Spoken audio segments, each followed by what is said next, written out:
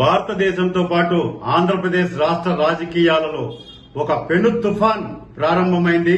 ప్రజలంతా కూడా ఈ రోజు భారతదేశం ప్రపంచ దేశాలతో అగ్రగామిగా పోటీ పడాలని చెప్పని ఆడ ఎన్డీఏ కూటమికి, అదేవిధంగా ఆంధ్రప్రదేశ్ లో ఏదైతే ఈ రాక్షస పరిపాలన, ఈ అవినీతి పరిపాలన పూర్తిగా పెకలించాలని చెప్పని కసిగా ఓట్లేశారండి. ప్రజలంతా కూడా కుల మతాలకు అతీతంగా, ప్రాంతాలకు అతీతంగా ఈ దుర్మార్గమైనటువంటి పరిపాలన ఈ రాష్ట్రంలో ఉండకూడదని చెప్పని చిత్తుగా ఓడించారు. అంటే నిజంగా వైఎస్ఆర్ కాంగ్రెస్ పార్టీకి ఇది చెంపపెట్టు లాంటిది.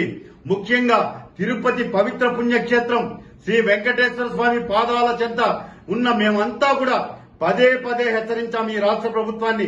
అయ్యా జగన్మోహన్ రెడ్డి, వెంకటేశ్వర స్వామి జోలికి రావద్దు, వెంకటేశ్వర స్వామితో చెలగాటం ఆడద్దు, ఆయన డబ్బుని తాకద్దు, నిప్పుతో చెలగాటం అగ్గిని తాకినట్లే అని చెప్పి హెచ్చరిస్తే అధికార బలంతో, అహంకారంతో కళ్ళు నెత్తికెక్కి ఈడ ఒక అధర్మారెడ్డి, ఒక నీచుడు, ఒక ధర్మారెడ్డిని తీసుకొచ్చి నువ్వు కొండ మీద మూడోసారి కూర్చోబెట్టి వెంకటేశ్వర స్వామికే పంగనామాలు పెట్టాలనుకుంటావా?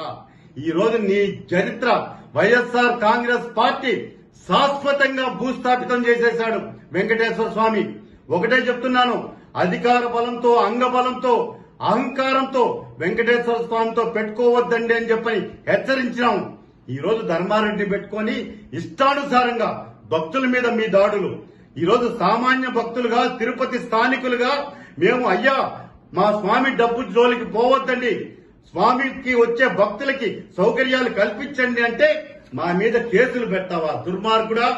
ఈ రోజు నువ్వు పెట్టిన కేసు నిన్ననే హైకోర్టు కొట్టేసింది. నా మీద పెట్టిన కేసు ఇదే భగవంతుడు భక్తుడికి ఇచ్చిన విజయంగా భావిస్తున్నాం. నాలాంటి భక్తులు ఎంతో మంది ఎన్నోసార్లు హెచ్చరించారు, నీ పద్ధతి మార్చుకో, నీ అహంకారమే నిన్ను మసి చేసేస్తుంది, భూస్థాపితం చేస్తుంది ధర్మారెడ్డి అని. కానీ అహంకారంతో, అధికార బలంతో రెచ్చిపోయావు. ఈరోజు టీటీడీ ఉద్యోగస్తుల్ని ఉక్కుపాదంతో అంచావు, తిరుపతి ప్రజల్ని స్వామివారికి దూరం చేశావు. సామాన్య భక్తులంటే నీకు లెక్కలేదు. ఒక దళారీ లాగా తిరుమల కొండ మీద తిష్ట వేసి జగన్మోహన్ రెడ్డి చెంచాగాడి లాగా బతికినావు. ఈ రోజు నీ బండారం బయటపడింది. ఈ రోజు నా మీద పెట్టిన కేసులు నువ్వు పరువు నష్టం కింద వేశావు, దానికి సమాధానం చెప్పా. ఈ రోజు నా మీద వ్యక్తిగతంగా కేసులు పెట్టావు. దుర్మార్గుడా, నీ కథ ఇప్పటి నుంచి కౌంట్ డౌన్ స్టార్ట్ అయింది నీకు. నువ్వు ఎక్కడికి పోయినా కూడా ఈ 5 సంవత్సరాల కాలంలో తిరుమల తిరుపతి దేవస్థానంలో ధర్మారెడ్డి అధర్మంగా చేసిన పనుల మీద విచారణకు ఆదేశిస్తాం. నువ్వు ఎక్కడ దాక్కున్నా కూడా నీకు చెంచల్ కూడా జైల్లో చెప్పకూడదు వినిపించే గతి దగ్గరలోనే ఉంది. అది నేను చెప్పడం కాదు, సాక్షాత్ వెంకటేశ్వర స్వామి నీకు ఇప్పటికే చెంప చెల్లుమనిపించాడు. ఈ రోజు వస్తున్నటువంటి ఫలితాలతో నీకు చివరిగా పూర్తిగా భక్తులంతా కూడా తిరగబడి గుడ్డలిప్పి కొట్టే రోజులు అతి త్వరలోనే ఉన్నాయి. ఎక్కడికి తప్పించుకోలేవు ధర్మారెడ్డి, నీకు అంతం కాదిది. నీ కథ ఇప్పుడు ప్రారంభమైంది, కాసుకో అని చెప్పి ఒక శ్రీవారి భక్తుడిగా, వెంకటేశ్వర స్వామిని మనస్ఫూర్తిగా కొలిచే ఒక సామాన్య భక్తుడిగా నీ అంతం కాదు, నీకు పతనం ప్రారంభమైంది.